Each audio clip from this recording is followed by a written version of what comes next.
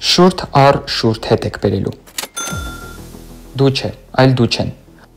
Անցնող շաբաթն առանձնապես չտարբերվեց նախորդներից։ Աճ ու ձախ զիջումների քաղաքականությունը, որը որդեգրել է այս իշխանությունը, շարունակվում է աննախադեպ տեմպերով։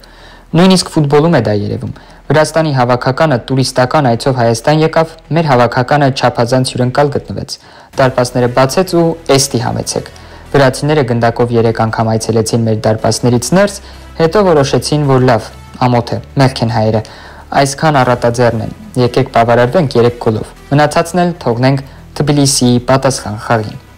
Նիկոլ Փաշինյանը հայտարարեց, որ Հայաստանը պատրաստ է խաղաղության համաձայնագիր կնքել Ադրբեջանի հետ ու ամեն օր է դա հայտարարում, օրելինում 4 անգամ է հայտարարում։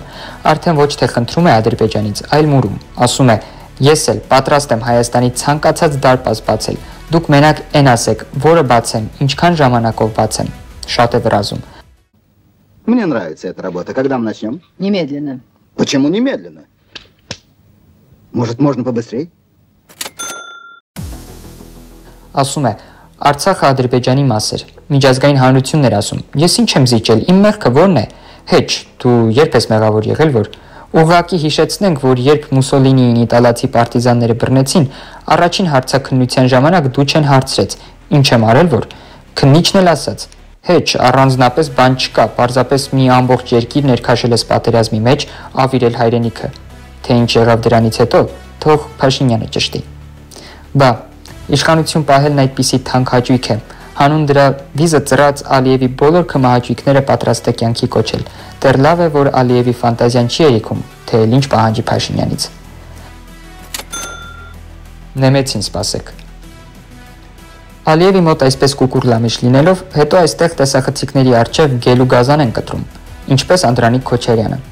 Սա ոնց որ թե դպրոցում խնդիրներ է ունեցել աղջիկների հետ, մոտը պոստ-տրավմատիկ սինդրոմ է առաջացել։ Հիմա աղջիկ տեսնելուց այդ սինդրոմի հետևանքները տեսնում ենք։ Կին լրագրողին վիրավորում է, հետո ներեգության փոխարեն ասում՝ շուրթերդ մաքրի։ Լրագրողական համույթն էլ իզուր է զայրացել Անդրանիկ Քոչարյանի այս պահվածքի վրա, ինչ որ պահանջներ է ներկայացնում, թե պատժեք նրան, ավելի լավ է զինվեք համբերությամբ, հանգիստ։ Երբ Ռուբեն Հայրապետյանը Հայաստան վերադառնա, այդ ժամանակ Անդրանիկ Քոչարյանը չի էլ հասցնելու շուրթերը մաքրել։ Մնացածներն էլ թող հերթ կանգնեն։